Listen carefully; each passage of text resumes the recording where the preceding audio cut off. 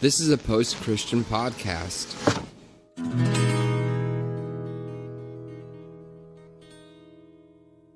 Welcome to the Revolution Church podcast. All right, everybody. Welcome to Revolution. I'm glad to have you all here.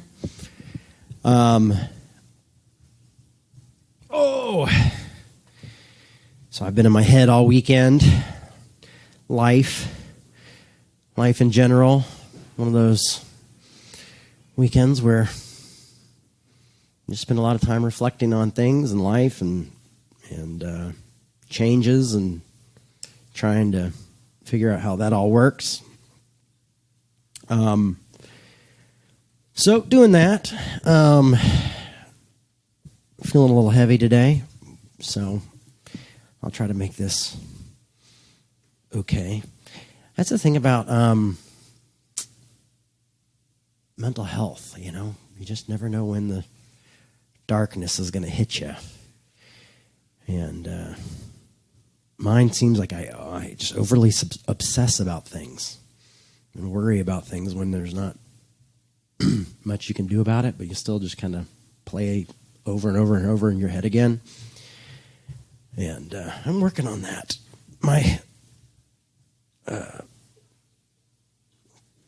My therapy's helped a bit, but yeah, it's still tough.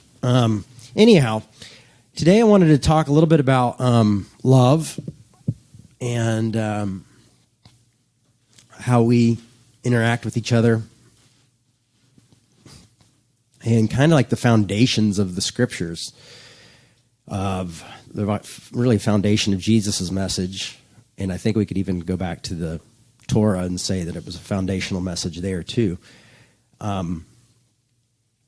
We're going to start in Matthew 22. So I'm going to go to Matthew 22, and I'm really glad I checked this morning because I wrote down the wrong verse when I was preparing last night. It's so funny, like I have the kids around and I'm preparing the sermon. It's a completely different preparation than when I'm, just sitting at the coffee shop thinking, I get in like this crazy mode of just when the kids are around. It's almost easier because for some reason the pressure makes me work faster. But Matthew 23:34 says, when the Pharisees heard that he had silenced the Sadducees, they gathered together, and one of them, a lawyer, asked him a question to test him. Teacher, which commandment in the law is the greatest? He said to him, you shall love the Lord your God with all your heart and with all your mind and soul and will, and with all your soul and with all your mind. This is the greatest and first commandment. A second is like it. And when he says it's like it, he's saying equally as important. The second is like it. You shall love your neighbor as yourself. These two commandments hang all the law and the prophets. Hang on all the law and all the prophets. So love God with all your heart and your might and strength, and love your neighbor as yourself. And so I've been thinking about loving your neighbor as yourself. Because there is another time where they push and they ask, well, who's my neighbor? And then Jesus tells the story of the prodigal son, and he's trying to say even the other is your neighbor. Your enemy is your neighbor. So I was thinking about this idea of loving your neighbor as yourself, and I really try to implement that in my life, in every situation. Even in situations like my divorce and things like that, I try to love my ex as myself. I try to do that, and it's not always easy, especially when you're both living separate lives and trying to raise two kids and try to work all that out together. But one of the things I've come to realize is that not all people want to be loved the same way. Why do most marriages end divorce? Because I think if you talk to a lot of people, they would say, well, I tried to love them like I wanted to be loved. I tried to love them the best way I knew I could love. But it still didn't work. Have you heard of love languages? Some people. No, I don't. I mean, he may have talked about it, but I don't think so. It's like there's a book. It's written by some therapist about the love languages, and my love language is gifts. And I probably got that because my dad was a workaholic and just gave me gifts when I was a kid, and that's how I responded to love. I thought that was what love was, and so when people gave me something, I was like, oh, wow, I'm loved. Some people's love language is compliments or doing deeds for them or different things like that. We have different ways of we like to be loved. So, if I try to love you the way I want to be loved, and I'm constantly just showering you with gifts, and that's not your love language, and you're like, well, why don't you just tell me you love me, or why don't you just take me out? Why don't we do this? We're going to miss that a little bit. That person's not going to receive that love in the same way. They're not going to feel that love in the same way. People are very different. And how we love is different, and how we receive love is different. So my question is how can we love others as they need to be loved? How do we do that? In Matthew 7:12, we have the golden rule. It says, "In everything do to others as you would have them do to you, for this is the law of the prophets." So do unto others as you would have them do to you. But once again, we come back to that conflict, or that interesting thing of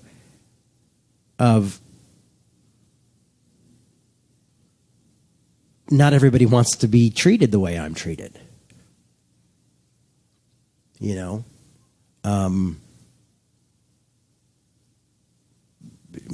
Financially, people are different.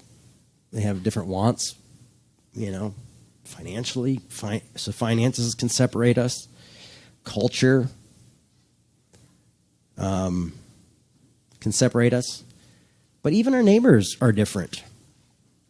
So it feels strange to question a foundational scripture, or a foundational work of the Bible, but oh well. We have to look at different ways that we can do that.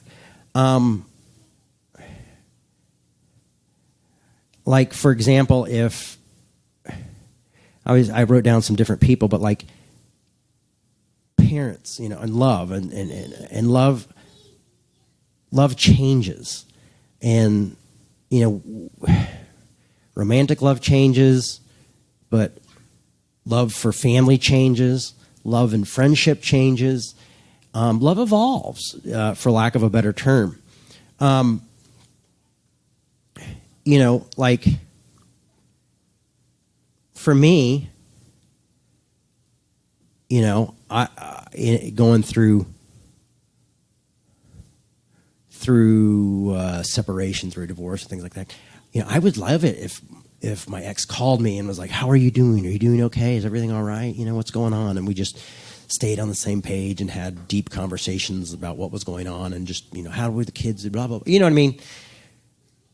But I would also know that my ex doesn't want me to call all the time. They're moving on, want to live their life and do all that. So my way of loving back is knowing that they have different boundaries than I do.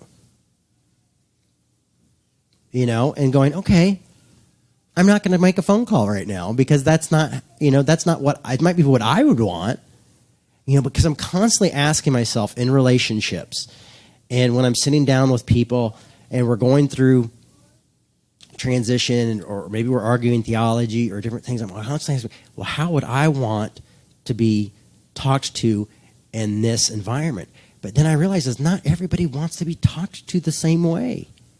So when I sit down with like my friend Pete, how Pete reacts to me with theological questions, he'll just cut it down. Boom, boom, boom, boom, boom, boom, And I want to be more like, oh, let's get into it and go through it and be soft and sensitive. And he's just like, this is the problem with that thought. And I'm going like, oh, But then I get in, you know what I do is I just kind of morph into where we're at in our friendship and go like, oh, okay, yeah, that's how we talk.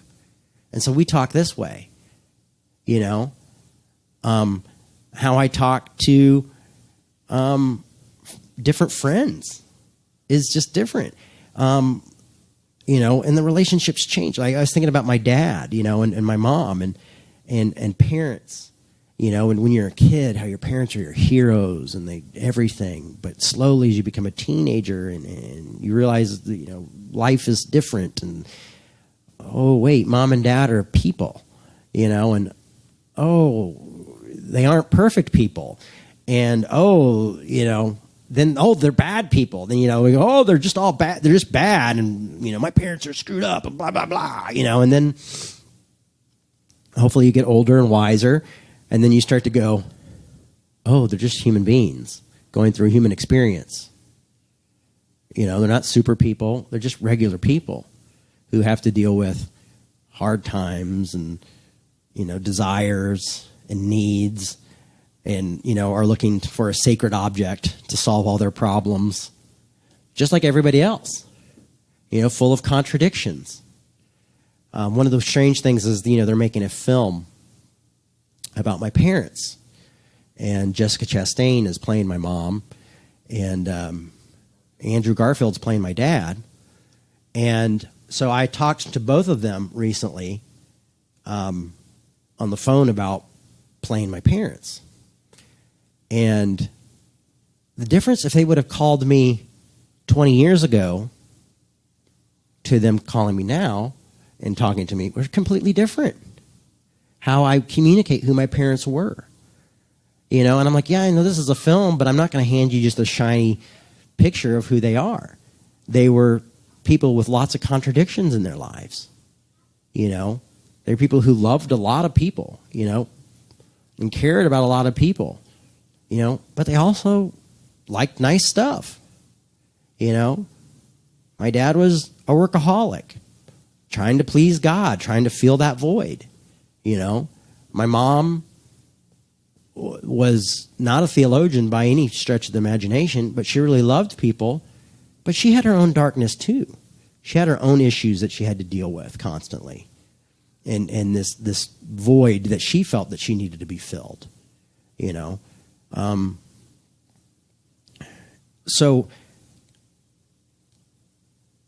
you see that when you love people and you learn to love them in different ways. And that's a lot of time where people talk about unconditional love comes in. Why do we talk about unconditional love? It's because if you love other human beings, it won't always be completely unconditional. Like when you read Corinthians 13 at a wedding, I'm always like, oof. That's a high call right there. Never keeps a record, never irritable, you know, all this stuff. And you're like, I don't know if that's about marriage. I don't know if that's about life in so many ways. But it's a nice goal. It's a nice way to look at things. But, and it's encouraged me. It's kept me going for a long time. Corinthians 13, 4-7 especially. But how that love works with different people, like with my dad, we just have to agree to disagree. We just have to choose to love each other. Now it's not like this, oh, you're this, you know, it's like, oh, you're this, this, and this, and this. You know, we don't really talk very much, and your politics are bad, and my politics are this, and, you know, I wish you were more this and less this, but then you just have to go like, okay, am I going to accept this person? And maybe that's where we love each other as we love ourselves, is that we're hoping that someone can accept us for our less than, our lack. That someone can invest in us and maybe even help fill that lack. But not love us in the same way, necessarily, that they want to be loved, but love us in a way where we need to be loved. And that we can love other people in a way that they need to be loved, and we can see that. But maybe that is saying, I'm willing to put my pride aside, or I'm willing to put my quirks and things and put them over here if you're willing to accept them to a certain extent. Maybe it's meeting halfway. compromise is not a bad word. Actually, I think, you can make it say co-promise or something like that. No one wants to compromise nowadays, with this, call-out culture, and everybody's going like, oh, I'm woke, so you're bad and I'm good. And you know what I mean? It's like, no, that's not how we love each other. We love each other despite our differences. And sometimes we love each other because of our differences. I mean, I love seeing the differences in my kids. My son is so much like me, it's ridiculous. And my daughter is so much like my wife, my ex-wife, her mother. Let's put it that way. My daughter is so much like her mother, it's ridiculous. And we both think it's hilarious because, my kid's mom, she's like, oh, Mosh, me and Minnie one day, or when she's a teenager, are going to lock horns because we're both so stubborn, And so I've got this tough little girl who's stubborn and wants to do everything herself, and then I've got this sensitive little boy, who just, the wind knocks too hard and he kind of cries, and this little girl who can like fall flat on her face and she's like, I'm fine, I'm okay, it's cool. She fell off the bed the other day. I was like, and she's like, ha ha ha ha ha, and I'm like, I bought a skateboard for Milo for his birthday. Guess who's skateboarding? Minnie. She's 2. She sings songs about skateboards. She talks about skateboarding. Milo, I'm like, really have a hard time getting him on the skateboard because there's a lot of pain involved in skateboarding. And that's probably why I never got to the point of skateboarding that I wanted to, is because of some of the pain. And it's so funny to see Minnie, who's just like, and she falls, she cut her chin one time, and I was like, oh, no, and she just got up and smiled. And how I love her and how I love Milo, different ways. Because I have to kind of deal with that. How do you love someone that you were in love with and that you have 2 kids with, and now your guys are separating lives? It's difficult. It's really hard. I was married once before and went through a divorce, and we didn't have kids. I actually married to her longer, and we didn't have kids, so we just eventually just grew apart and just realized for us to love each other, we have to let each other live our own lives. But now I'm in a situation that says, I'm sorry, that's not going to happen. You're going to be in each other's lives for a long time.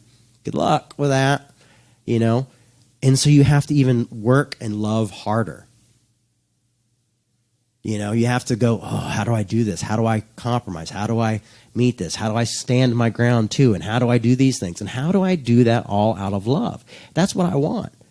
I was recently talking to someone and they said, oh, why would you do that? Why would you say that to them? Why would you talk to your, blah, blah, blah this way? And I said, because I give grace to everyone.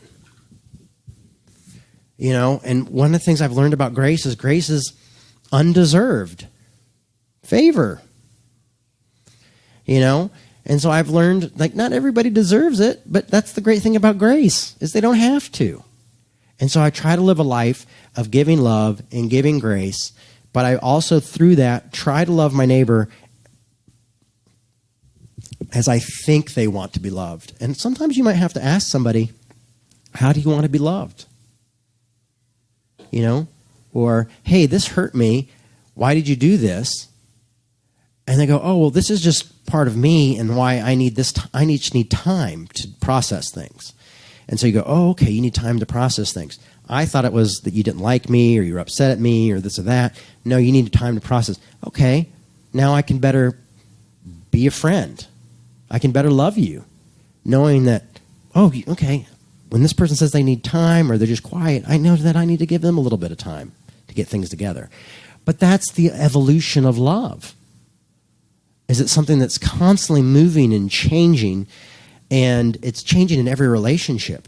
I mean, think about like when you start dating somebody and how crazy it is, and it's fiery, and you just get these feelings, and you're just listening to songs, and you're, writing bad poetry, and, making mixtapes or Spotify playlists, you know what I mean? And you're just like sending them, And then, a few months get down the road, and all of a sudden you haven't sent as many playlists, or you haven't written any bad poetry, and you're having to deal with things like schedules and all that stuff. And then kind of that spark, that romance, that gloss kind of starts to, and you're like, oh, wait, we have to live life too. And so what happens often is in relationships is either they end because you can't evolve with your love that way, and you just say, I'm sorry, I can't really love you that way, or I need to be loved this way. Or you go, no, the mundane is okay, and I love you in the mundane, And, you learn to evolve that way. It would be great if we could all stay in those first few weeks, wouldn't it? I mean, that's a great thing to have if like if you're dating somebody and you only get to see him every little bit, it's like, it's horrible, but the anticipation is so great, and you're like, oh, I can't wait to see them, and it's going to be so wonderful, and blah, blah, blah, blah, blah. And it stretches out that time of pleasure because you kind of have this like mystery and imagination and all that stuff. But eventually time plays its role, and we see each other for what we are. Human beings going through a human experience together. So, how do we love people this way? How do we love people in ways that they need to be loved? I guess some of those examples are good. Now I'm going to try some acrobatics. Bring in the acrobats. We're going to look at 2 Peter. And that's why I said acrobats, because... And I just have to find it. Where is 2 Peter? What? After what? Hebrews? Thanks, buddy. It's after James. Yep, there it is. Found it. Thank you. This is why you come here. So last night I was looking at... Sometimes I have these verses in my head, but I forget where they're at. And that's why I love Google, If I was ever on your team in Bible camp, I'm so sorry that I cost you whatever we were supposed to win, because I was horrible at Bible memory verses. I can't even remember where Jesus wept was, I would say it over and over and over and over again, and then go to meet the guy and go like, because they make you memorize verses. Slowly brain washing us. Hey kids, I know that's something that's fun. And you'll get an award for it. Well, that's good. Tell kids they'll be awarded for their faith. Because that's what it's all about. Sorry, I forgot my watch today. I got a babysitter for the kids today, so Caleb didn't have to go crazy. He's our child care expert here. Yeah, and Kurt. Kurt's good with kids. 2 Peter 1:3 through, I think I'm going to read 3 through 11. His divine power has given us everything needed for life and goodness, through the knowledge of him who called us by his own glory and goodness. Thus he has given us, through these things, his presence, his precious and very great promises, so that through them you may escape from the corruption that is of this world because of lust, and may become participant in the divine nature. And I don't think lust is just sexual. I think it's talking about money and wanting and needing, and I think it's talking about looking for those sacred objects. For you who aren't familiar, the sacred object is something that you feel like will complete you or make you whole. Like if I only had this car, or if I only had this man or this woman, or if I only had this much money, I would be happy. It's a sacred object. But the thing is, the sacred object doesn't actually exist. for me, for a long time, there was this one jacket that I wanted really, really bad, this leather jacket, and it was the sacred object. And I got it. I researched it. I found a place. I found out where the company was going to be, and this jacket was going to be on sale, and I was going to get a discount, and,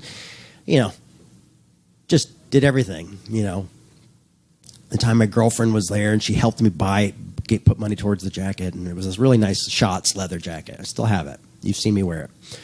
And as long as I'm, going through a breakup, it's great. As soon as I get happy and I put on like 5 pounds, 10 pounds, then it gets a little tight. And then I have to put it back in the closet, and there goes the sacred object. Pete jokes with me a lot about that because we say it's the only sacred object that actually exists because it made me so happy for a long time. Stupid, a jacket, okay? I know. Whatever. I'm vain. I was happy about this damn jacket. But actually, it doesn't exist. Nothing completes us. We will constantly be incomplete. Nothing stops us from being contradictions. The greatest thing you can learn in life is that you're a contradiction and find out what those contradictions are. You're not going to solve them, but just learn to live with them. And maybe you can figure out a few here and there, but just accept that there's contradictions and that we all have contradictions in our lives. I can, the dialectic of life. I can love and hate someone at the same time. I can love more than one person at the same time. It's just not that I was told that wasn't possible when I was a young person. But anyway, so for the corruption, you may escape from the corruption, that the world, because of lust, and may become participants of the divine nature. 5, here we're at verse 5. For this very reason, you must make every effort to support your faith with goodness, and goodness with knowledge, and knowledge with self-control, and self-control with endurance, and endurance with godliness, and godliness with mutual affection, and mutual affection with love.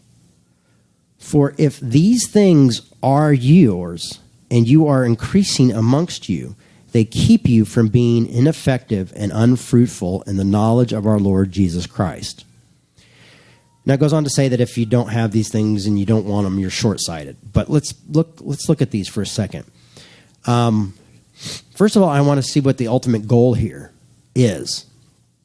And the ultimate goal, from godliness to goodness to self-control to endurance and all that, goes into what? Mutual affection, and then with love, you have love. Affection with love. So the goal is love. But do you see these steps that you're taking to get to love? Knowledge. Self-control. Endurance. When you endure things, you learn about suffering. You learn about going through something, and you learn what you can do to endure things. You learn ways to go through things. When you get knowledge about something, what are you doing? You're learning. You're finding out what makes it tick. You're finding out what is this philosophy that I'm interested in. Let me study it. Let me find the holes in it. Let me find the good things. I've become to the point where I see the holes in, I really like anarchy, but I see the holes in it. I really like the concept. But the fact is, every construct has division in it, including anarchy. And I'm not talking about punk anarchy. I'm talking about real, traditional, good old-fashioned anarchy. And it's a beautiful concept because it's a third way. But then I was like, okay, so I was talking to Pete about it, and he was showing me some of the reasons why he doesn't subscribe to anarchy.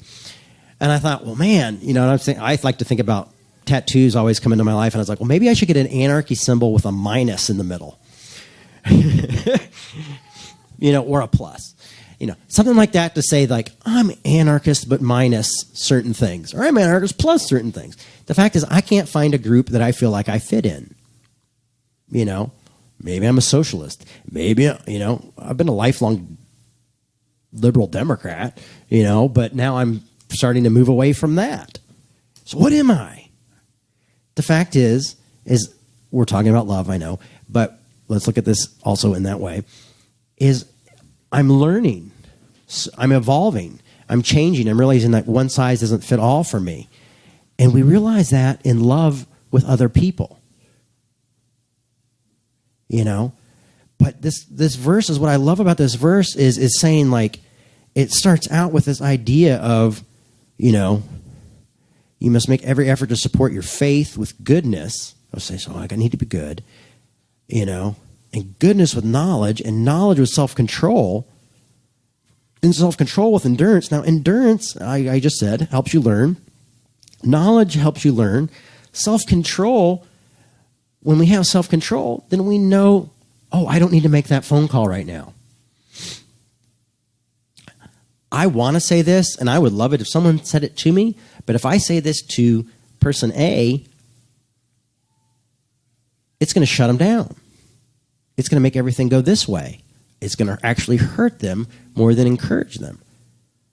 So I've got to figure out another way to talk to person A that is their love language. Now, there's some times where we just speak truth. That's all we can do. You know? So there are certain... Did somebody get a burrito? There are certain relationships... There's certain relationships where I feel are important enough to speak your truth right away.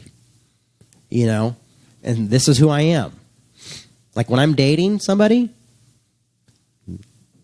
when I realize there's a thing, I go, you know what? This is who I am. This is why I believe this way. This is what I think.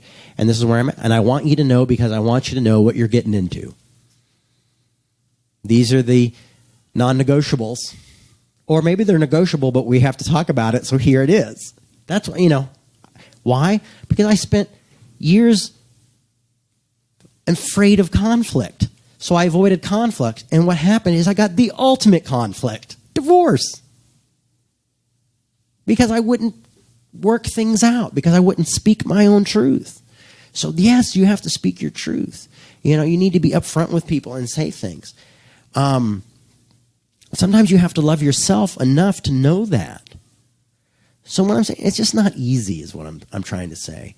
And that's why I believe that in these verses about endurance and control, you know, knowing when to speak, knowing when it's time not to speak, getting knowledge, learning this kind of stuff, because people are different. But the goal here is, what I love about the Bible is it always seems to come back to being the goal is love. You know? But we have to do that through growth, through time, with patience, with endurance, with kindness. Now, maybe that's where 1 Corinthians 13, which I didn't read in this one, but when it says love endures all, you know, and it says never demands its own way. Well, if you're in a relationship where you're not having to demand your own way, you're really trying not to demand your own way, you're already probably loving someone a little bit different than you love yourself. You know? So what I'm asking us to do is to put on the other person's glasses to help maybe see things through the other's eyes, which I've been doing a lot here lately, is saying, how do we not scapegoat conservatives all the time? You know, how do we learn from each other and sit down and talk and have good arguments and good conversations? Last night, I was kind of going through a bit of a dark period. I wrote some stuff down, and I don't even know if it makes sense, but I'm going to see if it does just by reading it. I wrote, life is tough, and we have moments of happiness, but it's mostly suffering for the population of the world. If you think about it, most people in the world are suffering some way. It's just how we're built. But suffering can bond us together. We can share in one another's suffering, and by that way help share in one another's healing by sharing with people. I mean, I think that was one of the greatest things about going through a group therapy for me is that I shared my suffering, and then I got kickback from all these different people from how they're suffering, how their insight into my suffering was from completely different walks of life, and going, oh, but we were still sharing it. Oh, okay, I'm going to take that. That one I'm definitely going to leave here. Definitely going through a 12-step program that I have to keep anonymous for alcohol. The same thing. You share your story or you share where you're going, and then sometimes someone will share something or someone will kind of hit something for you and respond to what you're saying. And it's that shared want to find a better way, but also realizing and not having the idea that something's going to complete us. If you're looking for someone to complete you or something to complete you, you are going to be gravely disappointed.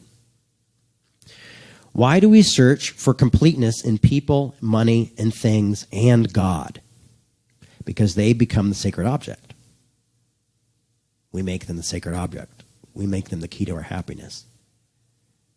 And it's sure, they will make you happy, but temporary. I mean, look at all the people who listen to Revolution and come to Revolution, and I would say the majority of those people, except for maybe one Meet Your Congregation we did, all are somehow lost the idea as God as a sacred object. There's still something missing. They're haunted by something, but there's something missing. Revolution is definitely the place where people come when their faith has decidedly missed something. And we're all here, and I don't know if we're going to find it, but we're going to definitely highlight maybe some of the stuff we're dealing with and maybe let it evolve into something different, just as we can with love and love for others. What will fill the void? Nothing. The best advice I can give you is accept the journey and get some good friends. You don't have to have many. I don't have a whole lot of friends, but I have a few good friends. And I know that I can send a text or an Instagram or about that. That's about where I do my suffering, is text and Instagram. And reach out. And sometimes I don't because I'm so, I don't want to hear from, and then they show up. And I'm grateful for that. I'm grateful for the friendships I have. I'm not an easy person to be a friend with. I will let you down if you want someone who is there all the time. Especially since I've got kids, I've become even more introverted because I'm sucked into the world of my 2 children. And I had a babysitter come today for the kids, and it's so funny. She came in, and I realized all of a sudden how bad the house really was. And we had a leak through somebody left their bathtub on, and I got a leak through the bathroom and all this stuff, and just trying to do all this stuff. And it was funny, just a week ago someone came into my house and was like, it is so clean, this looks great, it doesn't look like a mess at all, and I was like, oh great, but those 2 little tornadoes, I'm just like, stay fed.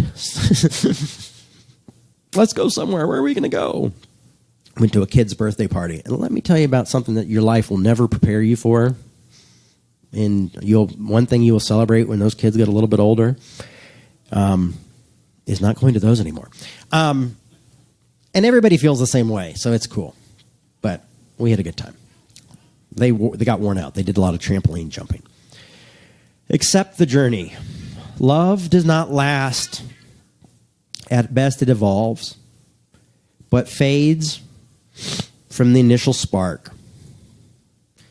And then I just wrote knowledge and endurance. Those are the things we're called to.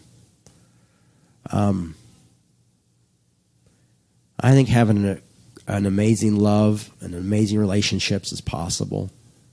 I just think like any other thing, it takes work.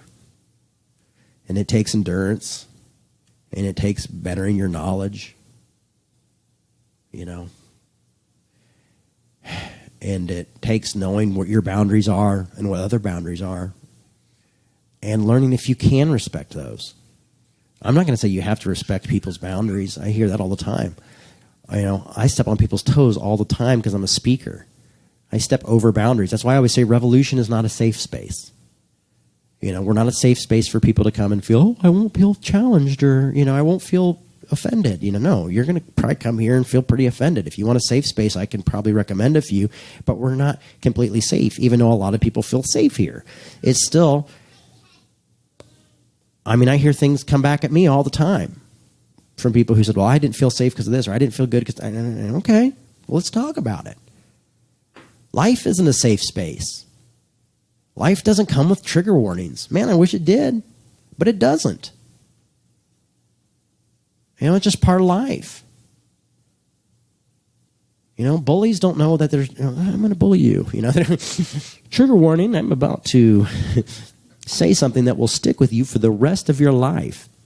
I had someone one time say something to me when I was taking tickets. I was just selling, we were having a concert, Revolution, 20 years ago. And this girl said something about my body.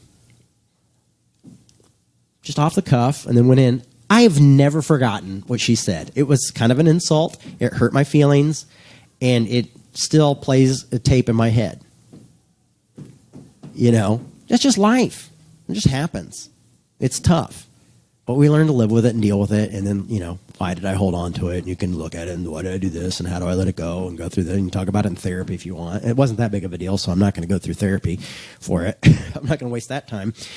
No good money on it. But there are other things that I've had to deal with my family or my father, or situations where I've had to go into therapy and really focus, and grow from that and learn from that.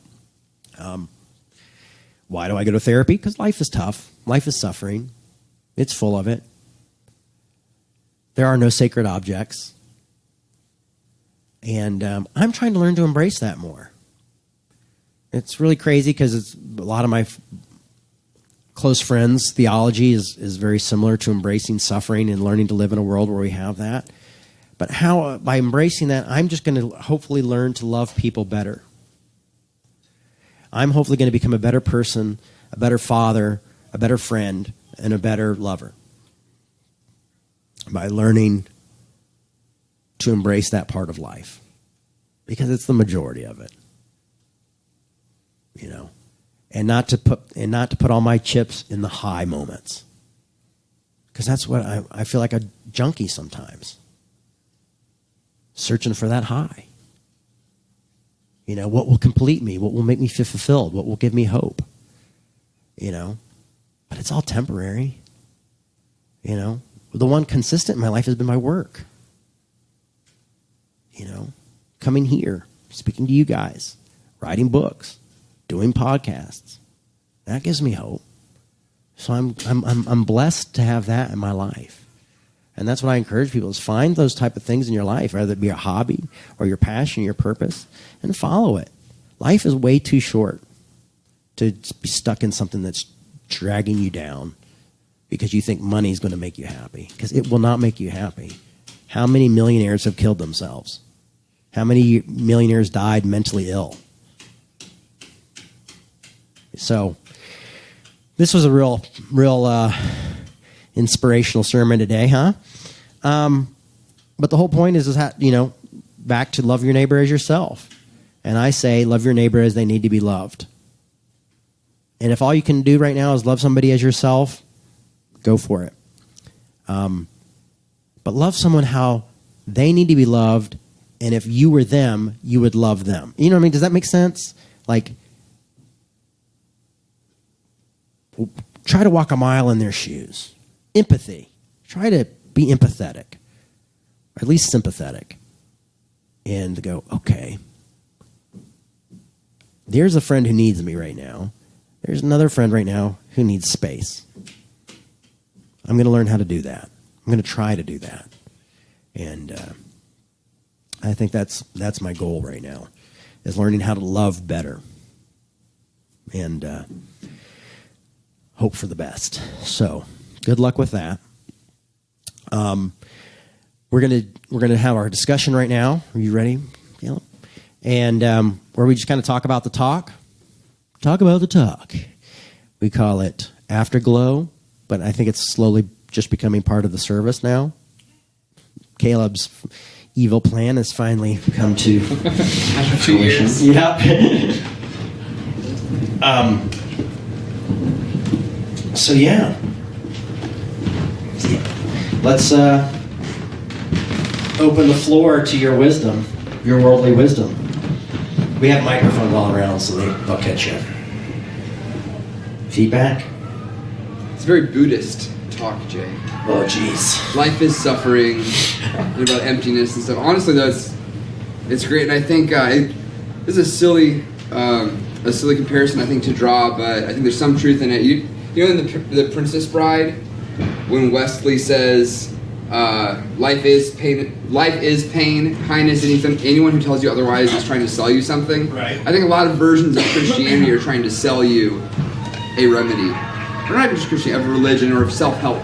Yeah. Are trying to sell you a permanent remedy that, like you said, is a sacred object or an object cause of desire, or whatever language you want to use. And I think that embracing the lack of that, or at least acknowledging the lack of that as an absolute solid, obtainable thing, I think is a healthier way to go about navigating life.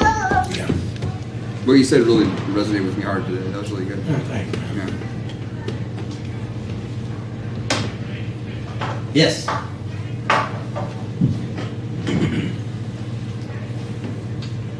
Ladies and gentlemen, my name is Michael, and what you just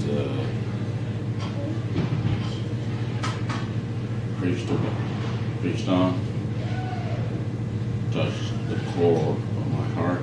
Well, thank you.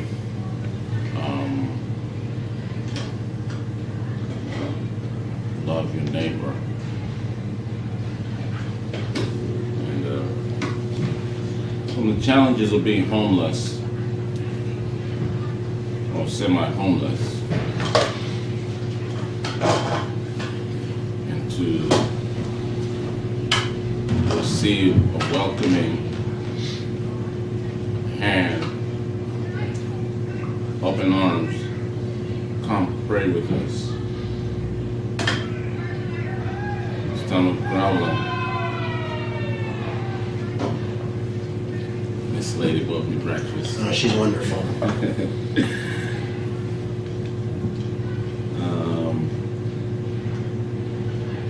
It is beautiful. It is wonderful. Oh, thank you. Yes, and I'm glad to be here. Oh, thank you. Glad Glad you're here. Yeah. Yes. Thanks, man. Thanks, Thank Michael. you for listening. Yeah. Welcome.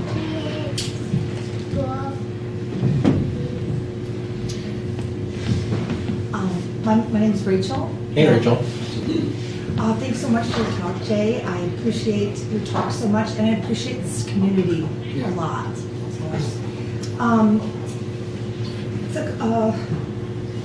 With the talk today, as with the love language and talking about loving others and loving yourself, something that I thought of right away is how important in recent years, I thought 3 words that are so important with love is waiting and listening and silence, and how those are 3 things I've discovered are so important to figuring out how to love. And not being reactive and having that be part of how you love others, and giving that there's space there to figure out how to love others. You know, like a story that has come back to me. I grew up in the Christian tradition, very much so, and then I did not go to church for a long time, but coming back to Christianity, there's certain stories that have come back, like really stood out to me from when I was growing up, and one of them is Mary and Martha, and how important that with that story, Mary, how important what she is doing in prayer and silence and waiting and listening, and what Martha's doing is important too, but not without what Mary's doing. Yeah. Like that's so important to, because I don't know how to love. How would I know? I need to wait and listen and learn how to do that, and then also have faith that it will come to me too. Faith's important, I think, with that too, with figuring out how to love. I really appreciate talking about the sacred object that's always there, but that never fulfills us, and is certainly is in my life. If I just can figure out how to pay these bills, then everything will be okay. If I just if my relationship with this person improves, then everything will be okay. It's always the next thing. Then there's always something that comes after that. Once I've got that, and I think that makes fine there. Yeah. I think what I took away from it too is we need to love our neighbors, but also giving the space in order for them to understand. For case in point, like the way I was raised is like if you get in an argument, like I look at my parents that had a great relationship in their marriage, and they would, if they got in an argument, which was never that much, but if they did, they would always say, don't let the sun go down in your anger. Like, it's terrible to go to bed when you're just pissed off or angry at someone, especially your spouse. But I've noticed, like, I'm super extroverted, anybody who knows me, and my wife's very introverted and kind of closed off and has to process in a way. And it took a number of years after we got married, when we got married, where if we got in an argument, and especially at first was about money and just all this other stuff and how we view life, and we would blow up at each other, and I would want to, like, let's rectify this right now, and my wife would storm off and shut the door, and I thought that was really like what's wrong, blah blah blah. But over the years I've realized, hey, my wife needs that space, she needs that time apart, she needs time to process it where I can just kind of process it on the fly. And so what you were saying is like it really hits home, where not just with like a spouse, but a friend, a lover, or kids, whatever, you love them, but you need to love them in the space and in the way that they need to be loved, and that's very hard. And because a lot of people just are like, this is who I am, you got to accept me as giving this love to you, but at the same time we have to realize, like, we have to understand, appreciate, and respect how they deal with it and how they accept it. So thank you. I think you can gradually learn another person's language, in air quotes, but becoming fluent in the way another person communicates and even perceives and processes inputs from other people. You're always, I think, learning. Oh yeah. Like, it's really easy to miscommunicate, and I think most conflicts come from miscommunication. Yeah.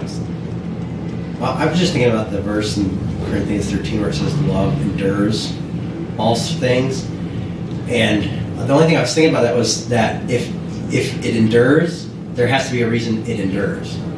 You know what I mean? Like, there's problems causing you to not want to keep it going.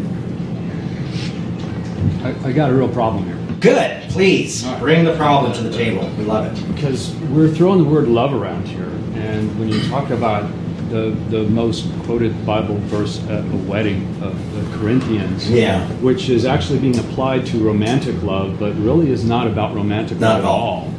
And I think even our discussion, and Jay, I'd say even in your sermon, we're conflating things here. That the love we have for an individual is not that all-encompassing love that's talked about in Corinthians. The love we have for an individual may rise to that, but the love we have in romantic love and in a relationship is really quite different. Yeah. Your statement that you have developed to the point now when you have a relationship with someone where it's getting serious, and what you mean by that is they're becoming important to you, that you right up front declare who you are. Yeah. And this is something I think that's a problem in romantic love relationships.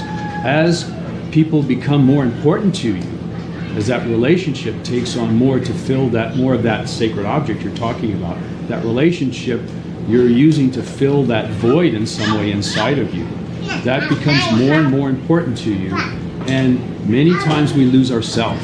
So your declaration of who you are in the face of the stress of maybe losing someone who's becoming more and more important to you, and then it's a slippery slope, and we see this in relationships. You start to give up who it is that's you. You start to want to, well, wait a minute, I don't want to lose this is more important to me, and if I show this part of me that's dark, that maybe I told them about that up front, maybe I didn't, but I pull that back and I don't show that. And so you actually start disconnecting from someone rather than connecting, and connecting by showing who you are and being who you are. And it gets harder and harder to do that when that person becomes more and more important to you. So this romantic love is very different than the love and Caleb, you said this is a very Buddhist talk, and I think so. That yeah, life is suffering, but if you talk about love in the Buddhist tradition, it's first love yourself, and you have to figure out how to be yourself and who you are, and then hold on to yourself, and hold on to yourself in the face of others, in the face of a relationship with someone else. Then, if you're really going to emerge and develop to a point where love is really not about romantic love. Love your neighbor as you love yourself really means first you figure out how to love yourself and accept yourself. Then you figure out that, wait a minute, we're all the same in some way. And then you figure out we actually are all one, and that's very Buddhist. Yeah. We actually are all one. And those who transcend to that level in the Buddhist traditions love everybody and see their faults and see their pros and cons. Very different love. And so I think my confusion in your talk today has been we kind of veer towards love our neighbor, but that's not romantic love. Yeah. And it's not as much of the love you were talking about. And yes, I think the sacred object is filling that void, and I think that's the real core. I think if we're talking about that rather than conflating this with love thy neighbor, these are really two different things. And yet they are on a spectrum of personal development where we need from someone else and we seek from someone else, and then we learn that, wait a minute, we're seeking from outside, but what we really have to do is fill internally. And then we fill internally, we become okay with ourselves and accept ourselves, and that's really the step to be able to accept and truly love somebody else, whether it's even in a romantic way or love the person. I have an issue with Prius in the fast lane, right? So how many times are you behind the Prius? I'm sure I've insulted some Prius owners, but how many times are you in the fast lane? You're late for something, which means you're all about yourself. Yeah. You're thinking about, I got to get there, and this is about me. And there's a Prius in the fast lane in front of you, doing 60 miles an hour, exactly the speed limit in the fast lane, and it's like, and then there's a car next to them doing exactly the speed limit, and you've got a rolling roadblock, and that's all about you. And your own frustrations bubble up, and then you're mad at the Prius. Well, the person in the Prius, it wasn't about you. They're just being economical, and they're looking, well, I don't know, I'm in this lane, I don't know, they're not paying attention. And it's not about you. So I think it's learning to love the person in the Prius in front of you is much more of a transcendental love. Well, the funny thing is, when I used to drive a Prius, I wanted a bumper sticker that said I excel at other things. Accelerate. Yeah. But I think you hit the nail on the head, and I'm glad you pushed back, because maybe this will help clarify things. Because I think in my own personal life right now, I'm coming to a point where I'm trying to transfer from a relationship where I'm taking romantic love and change it into love for my neighbor. Where someone who was my romantic love has now become my neighbor and my co-parent. And I don't think you change that, Jay. I don't think you change that love into a different love. Yeah. I think you change yourself into where you can develop to be able to love thy neighbor as you love yourself. Yeah. And I think that change comes from you. And I don't think that's a transition from romantic love. I mean, it's a developmental transition. Yeah. But it's not like you take romantic love from one person and just transfer that love over to a love thy neighbor kind of approach. Yeah. I mean, those are very different, and you really, there's been a relationship there and things going on. I mean, you have to let go of yourself and develop in ways yourself before we can get to that point of truly loving our neighbor. So at least in the sense that perhaps we want to transcend that more of a Buddhist sense, I would say. I like that. Again, I'm sorry to poop on the party. No, yeah, it sounds. Yeah. But No, what do you guys? I mean, what do you guys think? You go ahead, Rachel. You guys. I was just going to say, I really appreciate what you said. I have a group I practice with. We do metta practice on Fridays, or loving kindness practice, and that is very much what we do. You always start with yourself, with compassion and kindness towards yourself, and then you expand it outwards. And I feel like what we do is kind of what you're talking about, where the love and the self-compassion you look for in yourself, and then you expand it to those around you, and then expanding it to the world. but it's all the same, but you're just starting with yourself first, and then you go outward.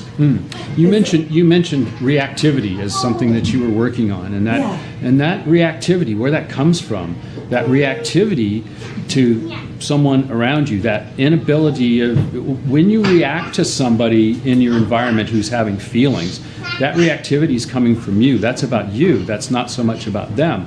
And it's about you accepting or receiving their feelings about you personally, and then hanging on to yourself in the face of that. And again, I think reactivity is something that's sort of, if you get to that point where you just accept that person, and it's not about you, it's about them having their feelings, and you can hang on to yourself.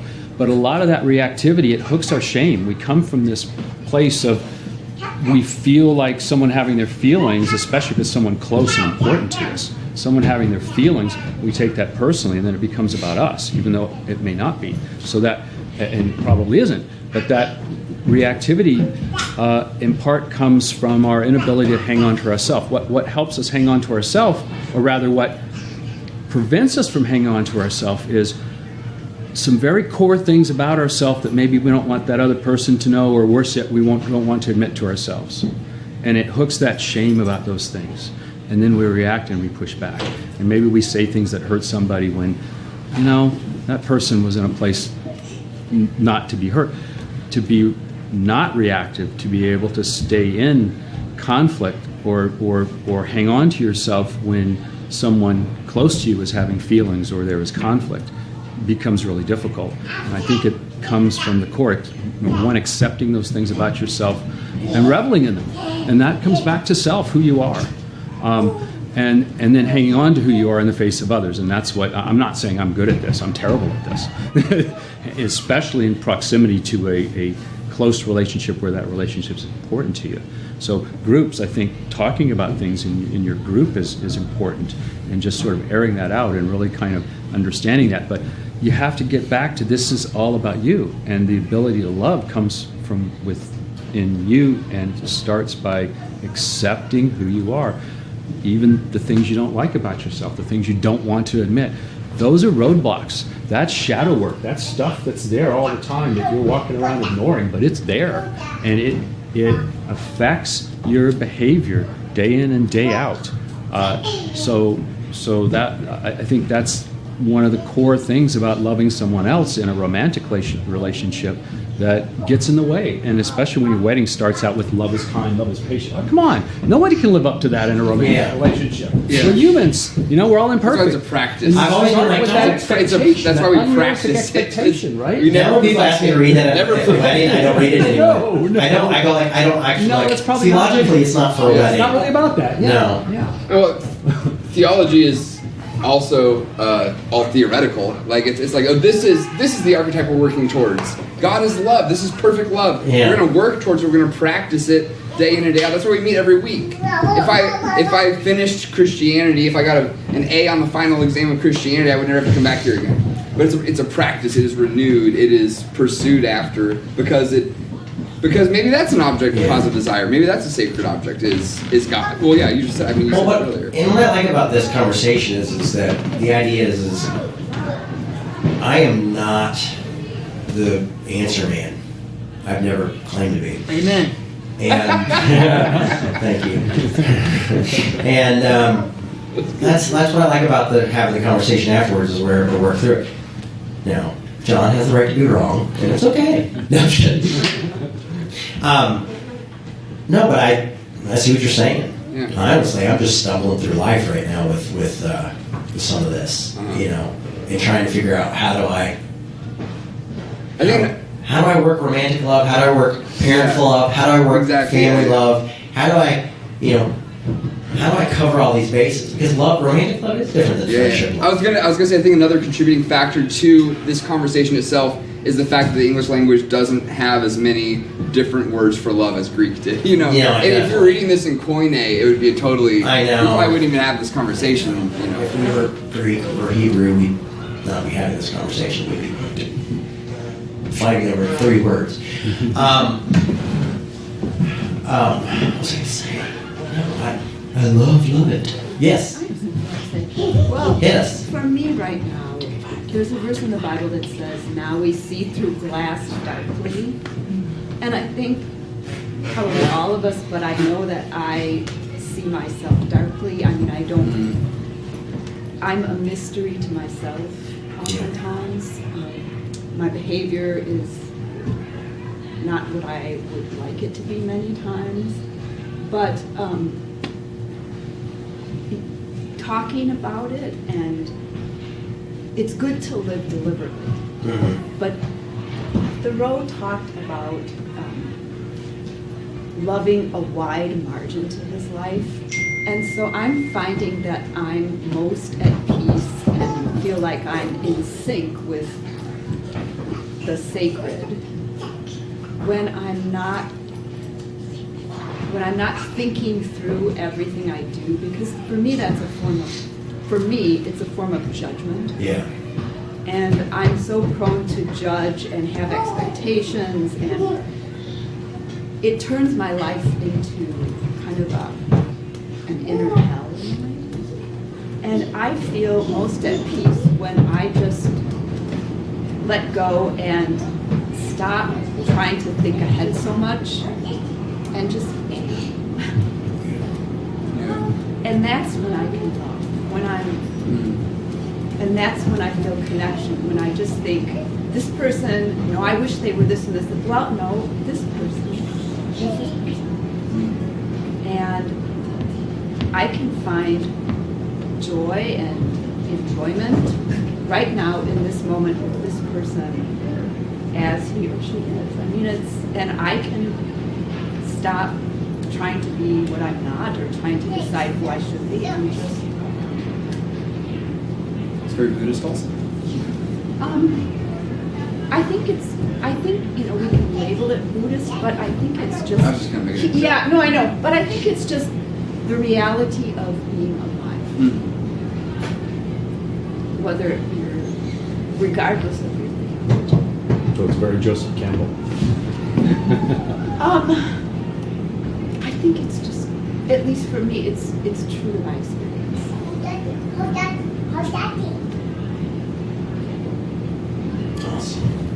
Anybody else got a burning desire? I'm going to try to dunk on John a little bit. Okay. He dunked on you. Oh, okay. Got it back at He's him. got your back. Let's talk. Well, there was some, I feel like, contradiction in what you're saying, because you were, on one hand, saying that Buddhism enlightens us to the concept that there is no self.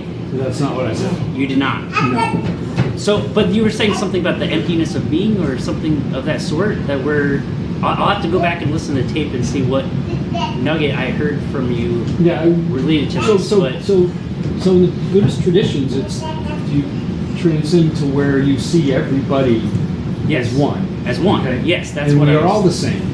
Yes. But you start by loving yourself before you ascend to being able to love everyone else. But the first step on the road to enlightenment is a selfish step. That's the irony. Yeah. Choosing to pursue enlightenment, choosing to be selfless is a selfish thing. But when you're selfish, you then ascend up and realize there is no self and everything is one. You go beyond that, and we are all. I mean, again, this is a ideal, and people don't.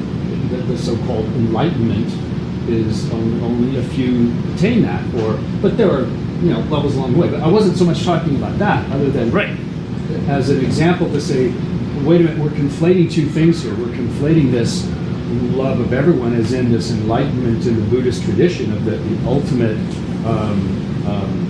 development of human being is to reach that level of enlightenment. But that is sort of an example of what we're kind of conflating here. We're talking about romantic love, very different than this all-encompassing love thy neighbor, which would be the equivalent in the Christian tradition of being ascended to enlightenment of loving everybody and understanding that everyone is one. So to love yourself is to love the person. Of love, essentially. Or you're specifying where the line is. They're very different things. And what I was challenging Jay on was we were slipping in and out of a few things, and we're conflating a few things, and it gets a little confusing. And I think it should be we need to make a distinction about that love thy neighbor is different than a romantic relationship. Agreed.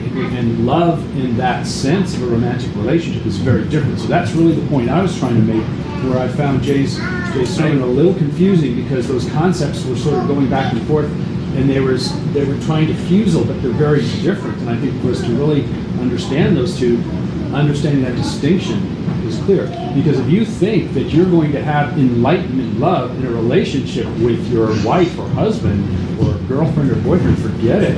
That's that whole thing of love is patient, love is kind. You're already set up for failure if you think that's what romantic love is. And I think so often we go into relationships with these expectations that we're going to get everything we need from that person that we marry. It's not realistic. Of course not. And that getting everything that we need, first of all, we're trying to fill that hole in ourselves, and that person becomes our sacred object. Yeah. Realizing that hole is in ourselves, and that is part of us, and everybody has a hole somewhere. And part of the sacred object, part of the definition of the sacred object is that it cannot be achieved. That is an essential part of the sacred object. Right, but it is why an it ideal can be achieved is because you're trying to fix something internal by filling it with something external. And you got to fix the internal. That's what you're saying. So that, and again, the issues in relationships often are the problems with each person in the relationship's internal issues and expectations. So a romantic relationship is a subset, and quite frankly, do we even call that love? That is a relationship. That is a